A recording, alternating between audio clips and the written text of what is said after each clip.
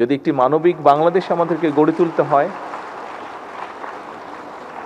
যদি একটি মানবিক বাংলাদেশ আমাদেরকে গড়ে তুলতে হয়, তাহলে অবশ্যই আমাদের এই যে ছোট কোমলমতি শিশুগুলো আছে তাদেরকে আমাদের মানবিক মানুষ হিসাবে গড়ে তুলতে হবে।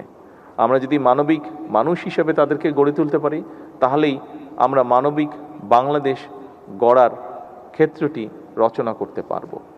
আসুন আজকের এই অনুষ্ঠানে, আজকের এই প্রাথমিক শিক্ষা পদক এই অনুষ্ঠানে শিক্ষকবৃন্দের কাছে আমার অনুরোধ থাকবে, আসুন আমাদেরকে সহযোগিতা করুন, আমাদেরকে দয়া করে সাহায্য করুন একটি মানবিক বাংলাদেশ গড়ে তুলতে। এই মানবিক বাংলাদেশ গড়ে তোলার জন্য,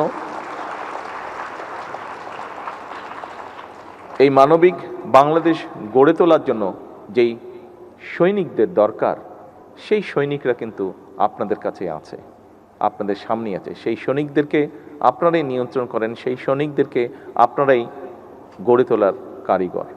আজকে সেই কারিগরদেরকে যাতে আমরা মানবিক কারিগর হিসেবে গড়ে তুলতে পারি, সেই প্রত্যাশা, সেই সহযোগিতা, সেই সাহায্য চেয়ে শিক্ষকদের কাছে, সেই সাহায্য চেয়ে আমি আমার বক্তব্য শেষ করছি। আল্লাহ হাফেজ।